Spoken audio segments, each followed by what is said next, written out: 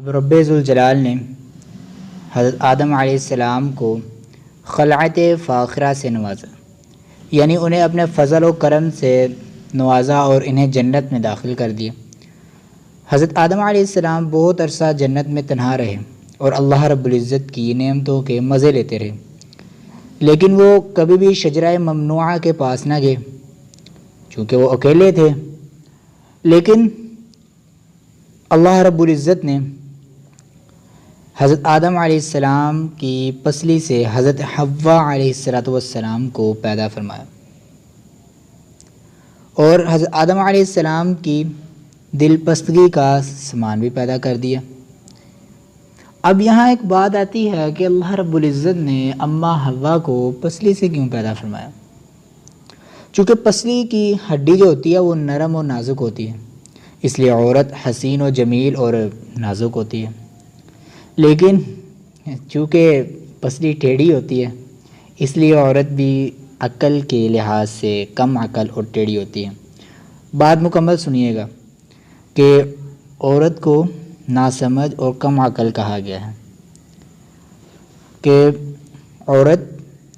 حضرت آدم کے لیے دل پستگی کے سامان کے لیے ہی نہیں بلکہ بنی نوع انسان کی پھیلاؤ کا باعث بھی بنی۔ قدرت کے حسن کا شاہکار اور صناعی کا بہترین نمونہ ہے۔ عورت کو ایثار اور قربانی کا نمونہ بنایا، یعنی عورت اپنی محبت اور قربانی کے ذریعے دوسرے کے لیے ایک مثال قائم کر دیتی ہے۔ ایثار اور بہادری کا دوسرا جو نام ہے نا وہ عورت ہے، کہ عورت کے متعلق کہا گیا ہے کہ اس سے نرمی اور محبت سے پیش آؤ۔ ہمارے استاد مفتی ابوبکر صاحب جامعہ رحمانیہ کے گجرانوالہ وہ فرمایا کرتے تھے کہ جو شخص عورت پر ہاتھ اٹھاتا ہے نا، جو مرد عورت پر ہاتھ اٹھاتا ہے وہ مرد کہلانے کے قابل نہیں ہے۔ ٹھیک ہے، آگے دوسری بات اس میں یہ ہے کہ حضرت آدم علیہ السلام حضرت حوا کو پا کر بہت ہی خوش ہوئے اور ایک کمی جو وہ محسوس کرتے تھے تنہائی کی وہ دور ہو گئی اور وہ حشاش بشاش خوش رہنے لگے، اور جنت کی تمام نعمتیں اللہ رب العزت نے ان کے سامنے کھول دی اور دونوں کو جنت کی تمام فضائیں اللہ رب العزت نے عطا کی۔ اور ایک یہ بھی بات آتی ہے کہ جنت کے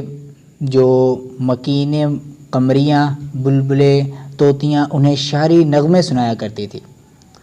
لیکن اللہ تعالیٰ نے حضرت آدم علیہ السلام اور حضرت حوا کو یہ سمجھا دیا تھا کہ تم لوگ جنت کی ہر چیز، شجر، پھل پھول، میوے، نہریں، شہد، دودھ، ہر چیز کے مزے اٹھاؤ، لیکن خبردار ایک درخت جو شجرہ ممنوع ہے اس کے قریب ہرگز نہ جانا، اور اس کا پھل کھانا تو بڑی دور کی بات، مگر تم نے اس کا پھل کھا لیا تو تمہیں ناقابل تلافی نقصان پہنچے گا۔ مگر جو ابلیس لعین تھا ہر وقت حضرت آدم علیہ السلام کو نقصان پہنچانے کی فکر میں رہتا تھا، وہ کسی موقع کی تلاش میں تھا کہ میں اپنی توہین اور ذلت کا بدلہ حضرت آدم علیہ السلام سے لوں، اور ہر وقت اس طاق میں رہتا تھا، اسے اپنی توہین اور بے عزتی کا انتقام لینا تھا، ہر وقت حسد کی آگ میں جلتا رہتا تھا اور یہ سوچتا رہتا تھا کہ آدم علیہ السلام سے بدلہ کیسے لیا جائے، اور وہ یہ چاہتا تھا کہ حضرت آدم علیہ السلام بھی کسی نہ کسی طور سے اللہ تعالیٰ کی نافرمانی کریں اور پھر میں رب العالمین کو بتا سکوں کہ دیکھ اے اللہ، تیرا اشرف المخلوقات جس پر تجھے بہت فخر تھا اس نے کیا کیا، تیری نافرمانی کی۔ لیکن یہ وہ نہیں جانتا تھا اللہ کی مشیت ایسی ہے جس میں ہر چیز اللہ کے ارادے کے تحت ہوتی ہے۔ یہ مشیت انسان کے اختیار کے ساتھ اللہ کی حکمت والے منصوبے کی نمائندگی کرتی ہے، حالانکہ اس کی شیطان نے حتی الامکان کوشش کی کہ حضرت آدم علیہ السلام کو نقصان پہنچایا جائے۔